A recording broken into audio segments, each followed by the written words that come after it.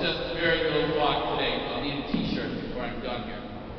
So, it was maybe 74, something like that, and I was probably already applying for Pius X seminary, and the pastor at my home church, not the pastor, the assistant, a very good friend of mine, still alive, Father Albert Oldfield, said to me, "Edwards, you're getting too big to be in Altibore, like I was getting too tall for the castics and surplices. You need to become a lector.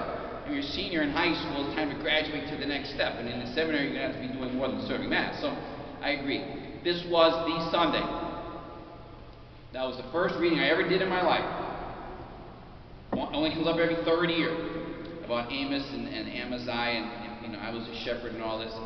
And so I was preparing to read at Mass, and I said to Father Oldfield, I said, "I don't understand what the reading is about. It's hard to, you know, when you're a server, they just do the same thing every week. But when you're a reader, you have to be able to explain the reading." And he said, "Let me explain the reading to you. The guy is saying, look, I was a shepherd, and God made me do this job, and the people hate me for it, because I'm telling them what they don't want to hear."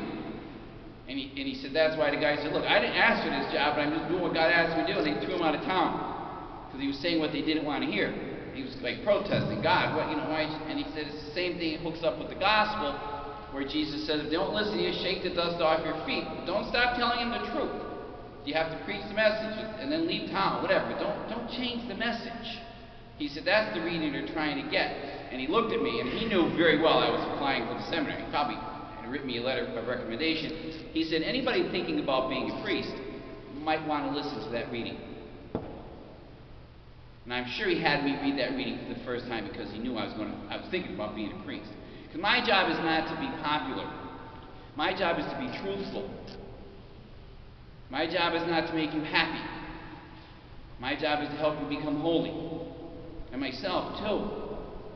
Sometimes you have to preach a message that people don't want to hear. That's especially true in Lent.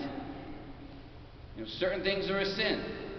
Adultery is not a sin because I say it's a sin. It's because the Bible says it's a sin. It was a sin yesterday. It's going to be a sin tomorrow. And so is stealing, and so is lying. And it's your job as a priest to say things to people that they don't want to hear. And if you're worried that they're not going to like you, then you can't be a priest. What's even more true as I've gotten older is it's true for those of you who have kids. Now, you saw me himping around here last week at Mass, okay? I could barely walk. Then I made the brilliant decision to go to Ocean City, Maryland to recuperate with my family. I'm stupid. I know I'm stupid. Whatever. But I'm sitting there in the one lounge chair because I could barely move, and you listen to the fighting going on between families. I'm there reading my little book, you know? And at one point, the one mother said to the kid, "I'm not your friend. I'm your mother." Wow. She gets it. The kid doesn't want to hear that. But that's the truth. And the kid was going to do something. No, we're doing this to the family, and you're going to come. The kid didn't want to hear that. Now, those of you who are parents know exactly what I'm saying. Sometimes there's a good cop and a bad cop. Sometimes you got to be the bad cop.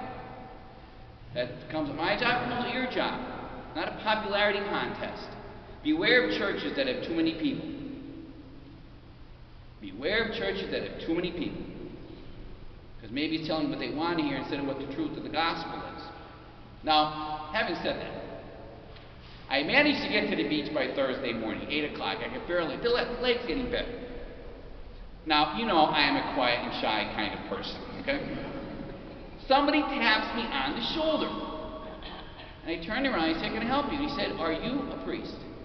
Now, I don't know anybody in Ocean City except for my family. And I said, "As a matter of fact, I am. How did you know that?" And he said, "Well, the other day you had a shirt on." Now, here's the shirt. There's the play that won the game for the Eagles. Okay, it's called Philly Special. Somebody gave this to me last week, but on the back it says, Father Ed. And the kid remembered that. He's entering the seminary in Baltimore in the end of August. And I thought, what should I say to the kid? I'll never see this kid again.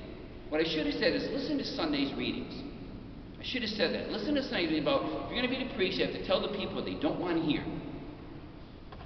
And if you leave the seminary and become a parent, you have to tell the kids what they don't want to hear. Either life. It's the truth. Popularity is a very dangerous slope. Truth always works. Let us stand, my friends, and we'll profess our faith in Almighty